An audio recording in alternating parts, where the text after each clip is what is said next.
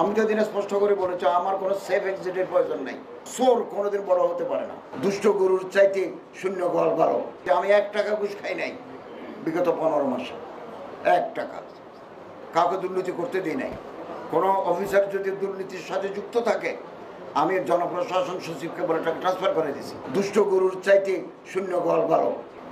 চট্টগ্রাম বিশ্ববিদ্যালয়ের law faculty with all facilities and amenities করে দিয়েছে। প্রতিটি শিক্ষকদের জন্য আলাদা আলাদা কক্ষ এখানে ফাউন্ডেশন করে দিয়েছে। তো আমাদের সমাজে মানুষ আছে তো। চট্টগ্রাম আন্দরকিল্লা শাহী জামে মসজিদ আমরা 300 কোটি টাকা দিয়ে তৈরি করছি। এরপরে কোন গভর্নমেন্ট আসে আমরা জানি না। এই প্রকল্প কতটুকু হয়। তো লোকাল মুসল্লিরা বললেন যে আপনি যতটুকু পারেন দেন, বাকিটা আমরা লোকালি কালেকশন করব। মানবিকতা বোধ, সমাজ সেবা আমাদের অন্তরের ভিতরে জাগ্রত করতে হবে, তাহলে আমরা বড় হতে পারবো।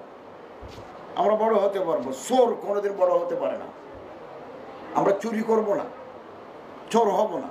একজন অফিসার চুরি করে, একজন বিসিএস অফিসার তার বিরুদ্ধে দুদক লাগে যায়, এটা আমাদের জন্য বড় লজ্জা।